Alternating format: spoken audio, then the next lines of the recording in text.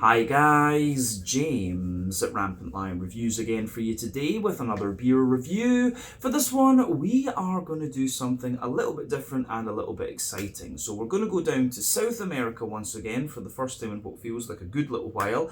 And we are going to return to Chile for only the third time, I think it is, on the channel. But we're going to go to another brewery that I've never tried anything from before. These guys have been around for quite a few years from what I understand. They're quite highly decorated and they've done a number of different styles, so quite a well-rounded brewery. But the beer we're going to have a look at today is a style that I very much enjoy, one that's very close to my heart for reasons that will become obvious in a few seconds when you actually see the beer. But this one was also given to me very kindly by the lovely Miss Amanda, so a big shout out, big love and all that kind of stuff to her for making this review possible. I'm really curious to try this one actually. So yeah, let's see how we go. Hopefully it's another good beer. Hopefully it makes for an interesting review, and as always, I hope that you guys watching enjoy my take on this one as well, and definitely cool to be able to review something as unusual as this on the channel. So yeah, for this review, we are going to head to Chile, like I said. We're going to go to a city called Valdivia, which is about halfway down the country on the map if you look at it. A very pretty city actually when you see the pictures too. But we're going to have a look then at my first beer from Cerveceria Bundor. So this particular beer is called Nessie. It comes in at 8% ABV, and this one is a Scotch ale, or a wee heavy as the Americans tend to call these things. They're calling it a wee heavy in Chile as well, I see. But yeah, this is not my first Chilean Scotch ale. That honour goes to the Scotch ale from Cerveza del Puerto from Valparaiso, and I got that beer in Finland of all places. I think that was a Riku box beer, if I'm not mistaken. So yeah, definitely cool to come across another one of these, and it's kind of interesting to see that this style seems to have some recognition and popularity down in South America. So yeah, hopefully we can go down and check out these guys' pub and taste it on tap sometime. That would be pretty awesome, I have to say. So let's crack on with this one then and see how we go. The Nessie 8% Scotch ale from Cerveceria Bundor in Valdivia in, I guess, central Chile, we can say. So, as always with my reviews then, I'll tell you a little bit about the brewery before we taste the beer. If you want to get straight to the tasting though, just fast forward. All the usual links can be found in the video description below. That's the brewery website, the link to my other reviews that I'll do in the future from Cerveceria Bundor. Very first time I'm trying one of the beers, as I mentioned, and I do have another one in the fridge that Amanda brought me as well, so you can look forward to that in a few videos time. But there's all the usual social media down there. If you want to see more reviews, do please consider subscribing to the channel. The support that you give is massively appreciated, and remember, you can go into the channel homepage and search for beer using the geography tagging system. Just go in there, use the little search bar, put in your hometown, state, county, province, whatever you like. If I've reviewed beers from the area that you search for, they will pop up. Failing that, you can check out the playlist of beers from different countries. You'll find this one in the Chilean playlist, which I will create because we do now have a few Chilean beers on the channel, and we'll see about adding more to that as time goes on. But check out the playlist of beers from other countries as well, because there are some very interesting things on the channel these days. Probably the most covered country in South America on the channel thus far is Brazil. They've got a great beer scene there, but I'm sure there's a lot of stuff down there that's kind of undiscovered by Europeans and Americans and things like this. So hopefully people become more aware of that. But yeah, let's go on to my brewery notes then, and I'll tell you a wee bit about Cerveceria Bundor for the first time. So Cerveceria Bundor can be found in the outskirts of the city of Valdivia, which is, I think the Chileans call it southern Chile, but if you look on the map, it's kind of right in the middle of the country. But this area is very well known for its beer because of the high number of German immigrants that the area's had historically, and also for the high quality of its water. But the company was founded back in 2007 by the brothers Rodrigo and Jaime Astete, but they chose the name based on their love of epic stories of myths, especially Lord of the Rings. And the hypothesis that Amanda had was that Bundor was meant to be some kind of play on the word Mordor, you know, the fictional kingdom within Lord of the Rings. But the production of this brewery was very small during the first years, and they were mostly focusing on like keg and barrel production for sale to local bars. But in late 2016, the brewery received a government grant, and this allowed them to move to a new brewery and triple their brewing capacity. And it was at this point that they started bottling their beer as well. But But prior to this move, the brewery was taken over by Omar Savaria, who worked for AVA, not sure how to pronounce that in Spanish of course, but AVA Los Ríos, which is an organisation that helps promote local food produce.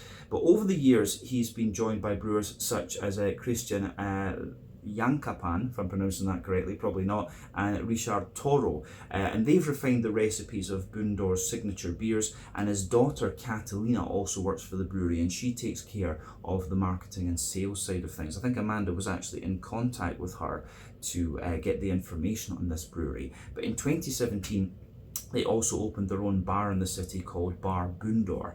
But many of the beers still bear the names given to them by the original co-founder Jaime Astete, and over the years they've become very well recognised and well decorated, and they've continued to develop new recipes and introduce seasonal beers and stuff like this. But of course the brewery are particularly proud of their water quality, for which the Valdivian forest is famous. Actually, they were talking about the quality of the subterranean aquifers of this forest on the website and things like that. By no means am I well versed in hydrology, but yeah, I know for beer you want good quality water. I did study all the stuff about water quality and chemistry and things, but we didn't go into it in the kind of geochemical detail and stuff like that.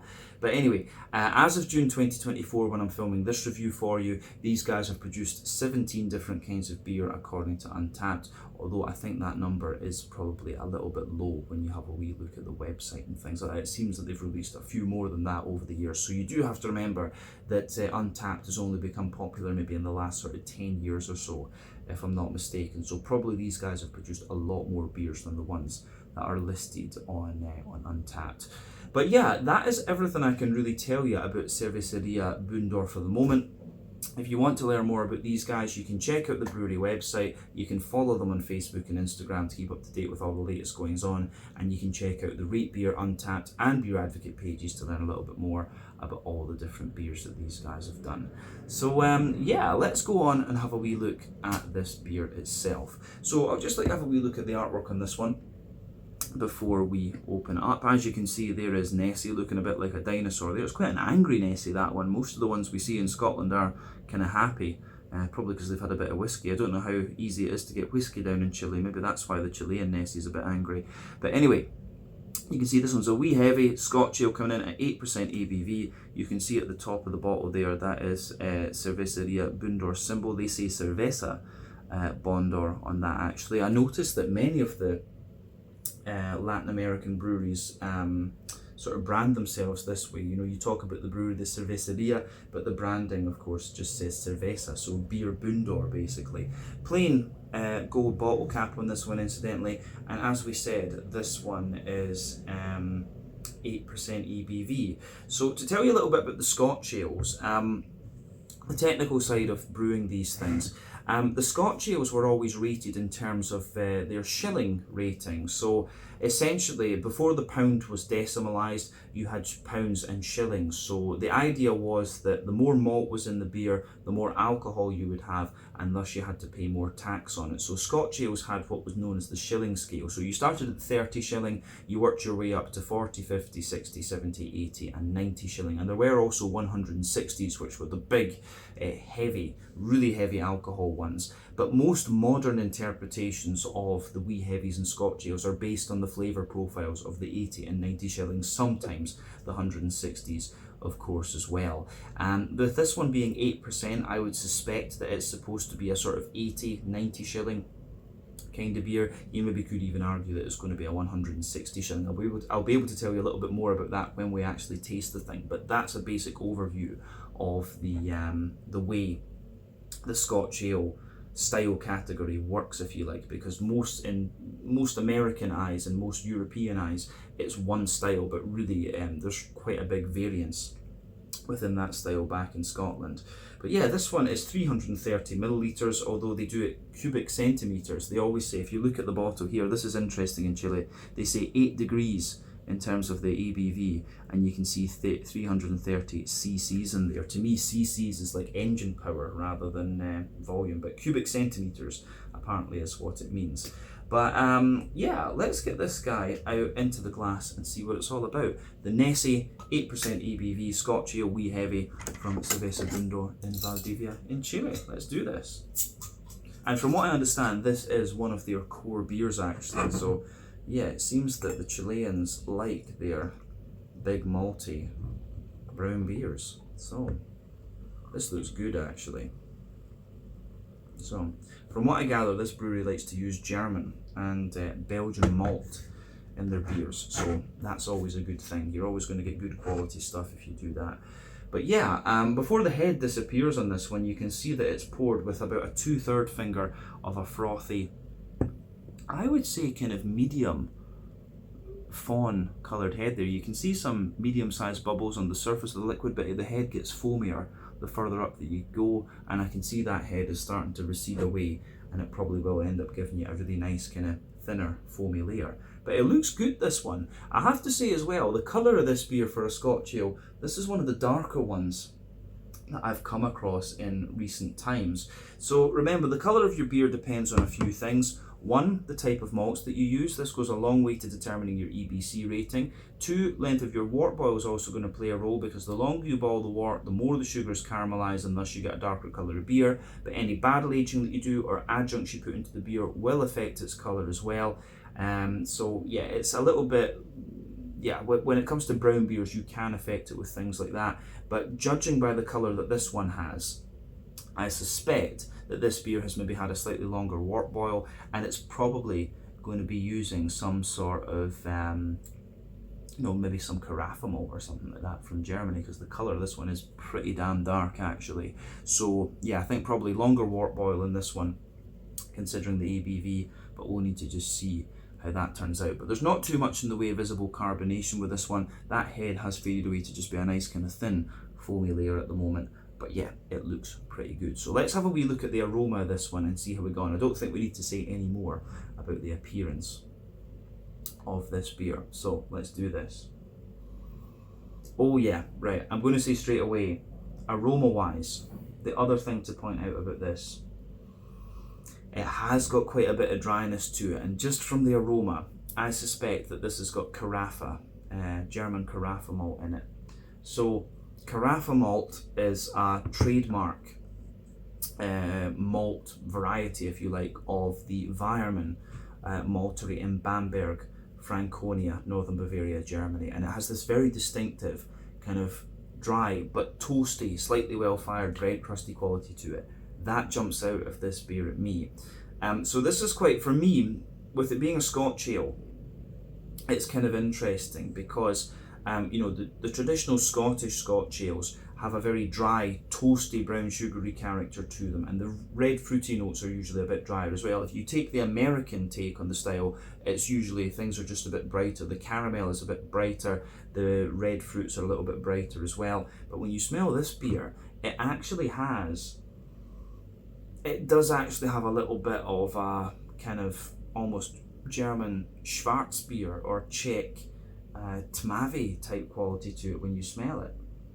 So yeah, and that would explain the colour of this one as well, because this is quite a wee bit darker than the Scotch ales that I can say I've come across in recent times.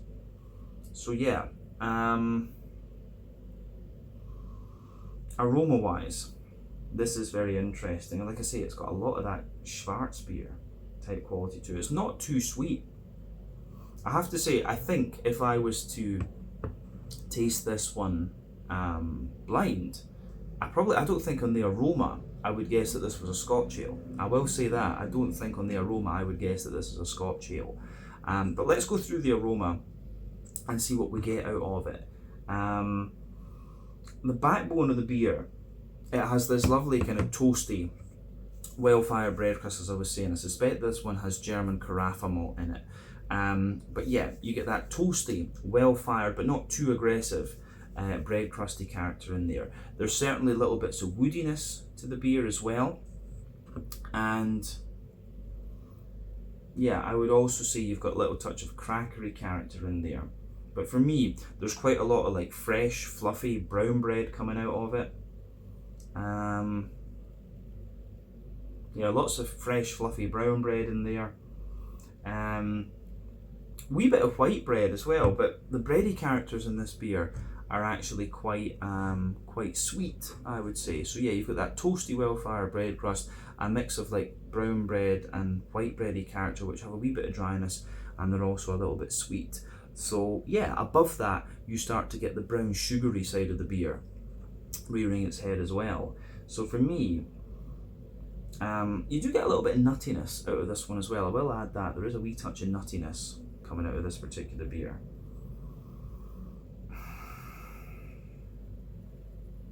So for me, if you sugar the beer up, you do get a little touch of an almost slight smokiness out of this one, and it is a little bit more, there is a little bit of an almost peaty character to this, and you know, German Rauch malt that has a kind of meaty character to it, German smoked malt, whereas Scottish peaty malt has that more grassy, earthy sort of peaty thing. But yeah, if you sugar this beer up, you get more of a, yeah, you do get a little bit more of a kind of peaty character coming out of this one. But yeah, above all of that, you do start to get this, sort of toasty, well-fired brown sugary character in there. Yeah, so you've got toasty, well-fired brown sugars in there. They're quite dry actually, and then there's maybe a little bit, there is a little bit of a leathery brown sugary character to this beer as well, but not too leathery and not too kind of chewy and complex. But then yeah, there's a wee bit of sweet caramel in there, a little bit of biscuit, but not too much. For me, it's quite a bready, yeah, it's quite a bready and, you know, well-fired bread crusty take on the Scotch ale style. Like, I think the ones that have the brown sugary characters are a little bit more, you know, this one just doesn't quite have the sweetness within the aroma that I'm quite used to with this style. But it's interesting nonetheless. It does have quite a little bit of, you know, German Schwarzbier or Czech Mavi lager type character to it. So yeah, that's interesting. I'm curious to see how that will turn out in the flavour. On the hoppy side of things then, I'm pretty sure, unless they're using local hops that I'm not familiar with, I'm pretty sure it'll be German hops that have been used in here. The best German hop for a Scotch ale would undoubtedly be Northern Brewer, which is quite popular with Doppelbox, because the hoppy profile of Scotch ales and Doppelbox is kind of similar. The flavour profiles of those two beer styles are not a million miles away from each other either. But yeah, there's a little bit of earthiness in there. There's a wee bit of herbal character too, little touch of floral aromaticity, but not really all that much. And then you've got a nice kind of grassy character coming out of the beer as well. So yeah, a little bit of grassiness, a little bit of floral character, and a wee bit of an earthy herbal note as well. So yeah, the aroma of this beer, I think, is really quite interesting in that sense. Certainly not your conventional Scotch ale, actually. But yeah, in terms of the fruity side of the beer, the fruity side of this one is actually quite mild and reserved, I would say. So when you take the aroma in, you do get a little bit of raisiny sharpness out of it, but that's way up in the top of the nose. So a little bit of raisiny sharpness in there. A good little bit of there's a bit of plum in there, a bit of blackberry as well, but you have got little subtle notes in there like blackcurrant and figs, I would say. But yeah, the fruity side of this one is really quite mild actually, but if you sugar the beer up, you start to get the sharper raisin, the sharper blackberry coming out of it. So yeah, all in all, I have to say the aroma of this one is quite interesting, but I do suspect that if I was to be given this blind and not know what it was, then I would probably be tempted to tell you I'd probably tell you it was a Schwarzbier or a Czech Mavi, actually. It would be one of these black lager beers. Yeah, so really interesting aroma this one for a Scotch ale. Certainly a lot more roasty and kind of black leaning than many of the Scotch ales I've come across, but I'm curious to see how that translates in the flavour. As I always say, take a little bit of time to enjoy the aroma of your beer before you get stuck into it. That's always half the experience when it comes to craft beer. But yeah, I'm just very curious to see what this one is going to have in store for us. So let's crack on and see what this beer is going to be like. This one is the Nessie, an 8% Scotch ale, wee heavy, whatever you want to call it, from Cerveceria Bundor in Valdivia in sort of central southern Chile. Slàinte, skål, cheers, salut, big thank you to Miss Amanda. Cheers.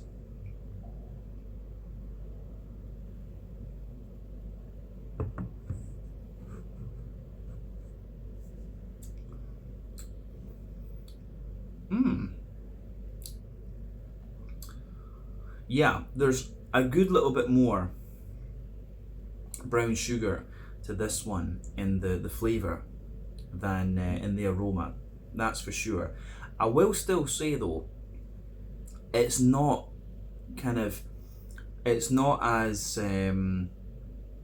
I've not tried a Scotch ale like this one before. I will say that this is quite different. It's a lot more kind of brown bready. It's not quite as sweet as the Scotch ales back home are going to be. Even if you have them on the cask, it's they're just not quite as dry as this. They're just a little bit more oily and kind of sweeter in a sense. I do think, again, if I was given this beer, I would probably think it was with the smoothness and stuff that it has, I probably would think it was a checked Mavi, in honesty. You do get a bit more sweetness out of it in the flavour, but yeah, it's very, very bready and very, very dry. And yeah, you do get beers like this in Scotland, but yeah, in terms of calling it a wee heavy Scotch ale, for me it's just, it doesn't quite have as big a brown sugary component that it has. But the question should always be, is it a good beer? And I would say yes, but I think it's just in the wrong style category, in honesty. So yeah, interesting stuff. But I do like the beer, that's the main thing. So let's break this one down then and describe the flavour of the beer a bit more in depth for you. I think I got a moustache here in my mouth there, always lovely, need to trim it. So yeah, let's break the beer down and try it again.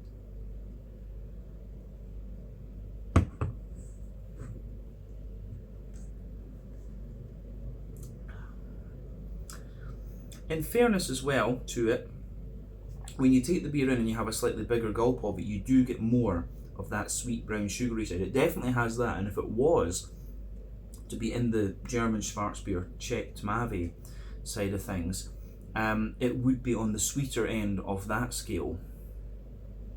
But I do suspect there's a bit of carafa in this, and the use of that carafa is just giving the beer that kind of dryness, which, yeah, doesn't make that. I think that's the thing that takes it away from being the Scotch ale and gives it more of the lager quality. And I love carafa malt, I really do.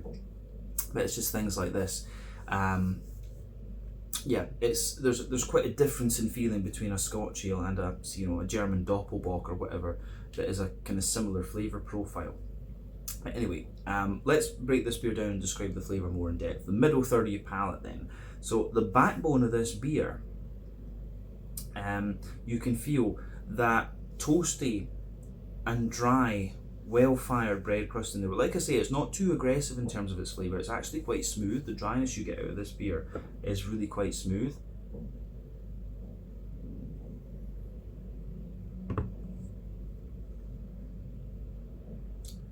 So yeah, that's in there as well. So that's your backbone. As you move further forward on that middle third of your palate, you do have a nice little bit of woodiness coming out of the beer. And the woodiness actually becomes more and more prominent into the aftertaste. That's one of the things I would say, is that this beer, it does show you a good little bit of dry sweetness into its aftertaste. And some of that, the character you get out of that, is a bit Scotch ale leaning, but the impact flavours that you have are more like I say, Schwarzbier like, and Tmavi like. So yeah, above that, the kind of toasty, well-fired side of the beer, you do have more of like a kind of rye bready type character coming out of this one. And it's distinctly European malt. I'm pretty sure this beer is all German malt. But yeah, you get that nice kind of dry malty character coming out of the beer. So yeah, there's a layer of sort of rye bread in there, a kind of more wholemeal brown bready layer coming out of this one, and then above that you do get a more kind of white bready character, and the wholemeal brown bread and the white bready layer that come out of this one I think are really quite sweet.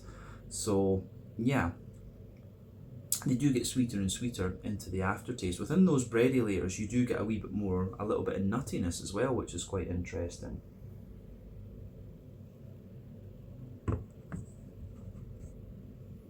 And I will say that the more you drink of this beer, the sweeter it does become. So it starts to show you a wee bit more, potentially, Scotch ale quality, actually. So yeah, above the kind of, you get the sweet brown bready character out of this one, then you get the more, you start to get the toasty brown sugar. So you can feel there's a sort of toasty caramelly layer coming out of this one. So yeah, toasty caramelly layer. Then there's a bit of a more leathery brown sugar, and usually when you have leathery brown sugary layers, that's to do with the length of time that the wort boil has had. So yeah, leathery brown sugar in there, and then yeah, you also have the the leathery brown sugar that's in here. You also have that nice kind of, in the centre of your palate, you do get this more oily caramelly note in there. So it's kind of like a toffee-ish character. Then in the dead centre of your palate, yeah, it's a straight up sweet caramel. So straight up sweet caramel, more kind of leathery brown sugar, and then yeah, a wee bit of like Werther's Original, butter candy, butterscotchy kind of character too. So yeah, I'm sorry for the pause there. I think at that, I think we've maybe said everything we really need to about the middle third of your palate then. But yeah, you do get a wee bit more nuttiness out of it into the aftertaste, which is quite interesting.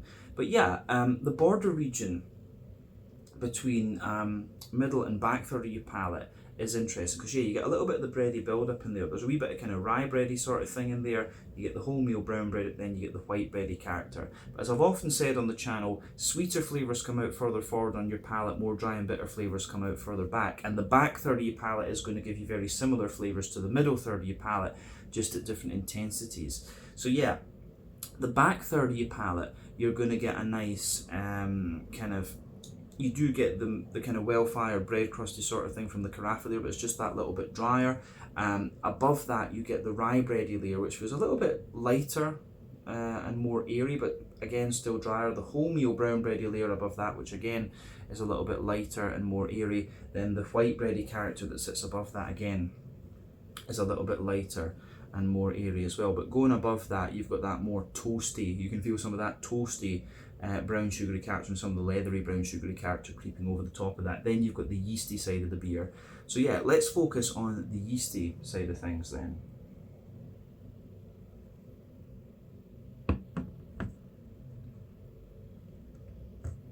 So yeah, the yeasty side of things with this one, it's quite nice. I wonder if they probably have used a Scotch ale yeast with this one. I think you can kind of tell that with it, just from the way, I think the yeast obviously will be assisting some of the bready character. So in the middle, you have this sort of rye bready character, and then around that you've got a slightly sweeter wholemeal brown bready character, then a really toasty brown sugary sort of thing with it. So yeah, the yeasty side of this beer, I think, I'm pretty sure it's a Scotch ale yeast or Scottish ale yeast. There's a few different varieties that's been used in this one, but yeah, it's interesting stuff. Like I say, the fact that they've used some carafa in this, I think that using that type of malt rather than say Cara Munich or something like that, it just gives the beer this roasty toasty kind of Tamavi Schwarzbier type thing. And if they and yeah, the Scotch ale should be more brown sugary than than sort of toasty black bread crusty. That's the kind of difference with this one. So it's a good beer, as I say, and I like it, but it's not the most authentic in terms of its its malty and yeasty character. But yeah, back third of your palate, you can feel the flavour is taller. Then as you move further forward into the middle third of your tongue, it just kind of condenses down and squashes together. So yeah, I think we've covered the malty yeasty side of the beer, and that's the most important part when it comes to the Scotch ale. On the hoppy side of things, back corners of the palate, you've got a nice little bit of earthiness with this one. And as you move further forward, it's a little touch herbal, and as you push further forward toward the front corners of your palate, you get a little bit of floral aromaticity and a wee bit of a kind of smooth grassiness there. And the beer actually does have a little bit of hoppy bitterness to it as well, which is kind of interesting, and it balances it out really nicely. So yeah, that's interesting too. But let's look at the front third of your palate then and the fruity side of the beer. So the border region between front third and middle third of your palate, you get that nice little bit of bready build up in there. So you can feel the rye bread in the base, the brown bread, the wholemeal brown bread in the middle, and a wee bit of the white bread on top. Then the base of that front third of your palate, you've got the toasty, well-fired bread crust coming out of this one from what I suspect is carafa. You have the rye bready layer, the wholemeal brown bread, the white bread, a little bit of the more leathery brown sugar in there, and then you've got that nice oily bubble where the juicy fruity esters roll their way out of the beer. So let's look at that fruity side of things.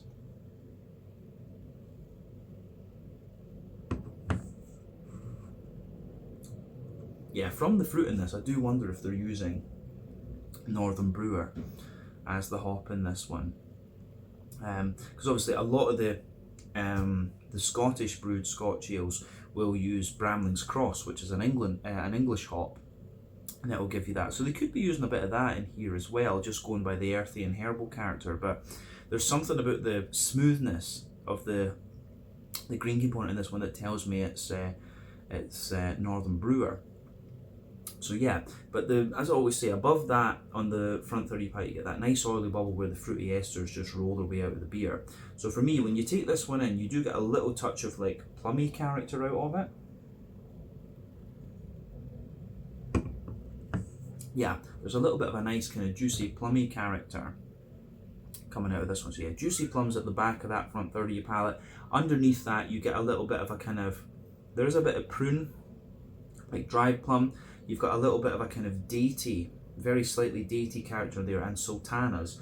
And as you move further forward to the middle of that front third of your palate, there's a little bit of a slightly figgy character, then black currants under the front, in the base of the front half of that front third of your palate, and maybe just a very, very slight blackberry note sitting on top of that. So yeah, the fruity character in this one is kind of what you would expect of a Scotch ale.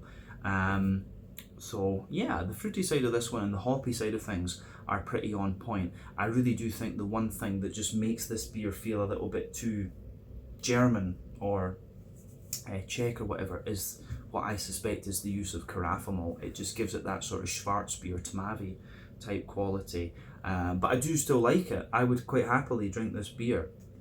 As I say, if we're talking about a Scotch ale though, for me what I look for is kind of how close they're going to be to the Scottish style. It's the same way I do when I look at a German Helles. I want it to be how it would be when it's brewed in Munich, of course. But that's it. The question should always be though, is it a good beer? And the answer with this one is yes, I like this. So yeah, certainly wouldn't hesitate to drink it again, but yeah, take the carafa malt out of this one and use Cara Munich instead. That would be my advice to the brewery. Yeah, or something along those lines, definitely. Anyway, let's round off this review with a wee look at the mouthfeel. For me, mouthfeel wise,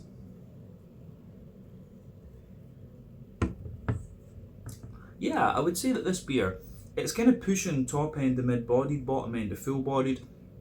The carbonation is really nice in this one. It's very smooth, and you can feel the cleanliness of the water quality. You can understand why a lot of German immigrants are always going to take beer with them.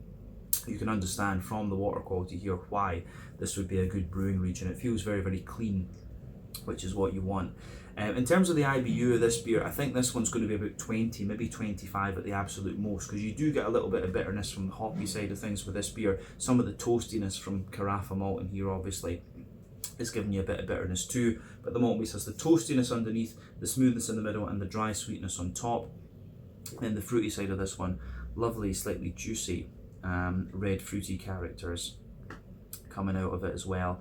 And yeah, I think the way that this that it goes together is really, really nice, this one. So this is a really, really nice beer, but I will say the use of I think the use of carafa malt is kind of taken away from the authenticity of the Scotch ale a little bit. It has a wee bit of a Czech Tmavi or German Schwarzbier quality because of that roastiness in there, and you don't find too much of that in the Scottish brewed Scotch ales. Yeah, you know, the traditional Scottish ones that you're going to look at would be the likes of the Old Jock from Broughton Brewery.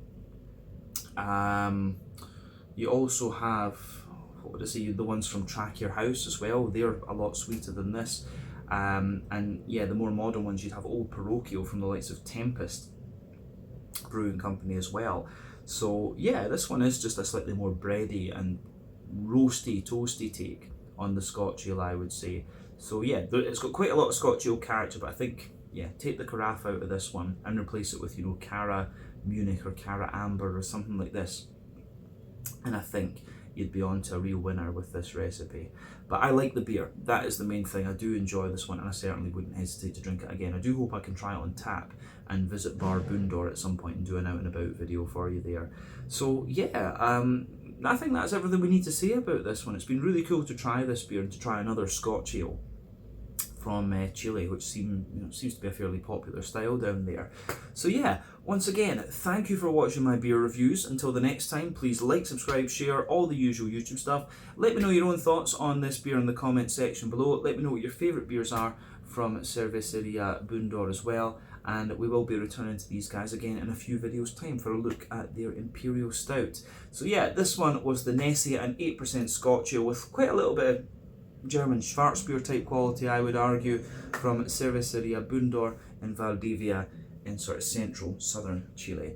Thank you for watching. Check out my social media, check out theirs. Big thank you to Miss Amanda for making this review possible, and I'll catch you guys in another review very, very soon. Slàinte, skål, cheers, and salut.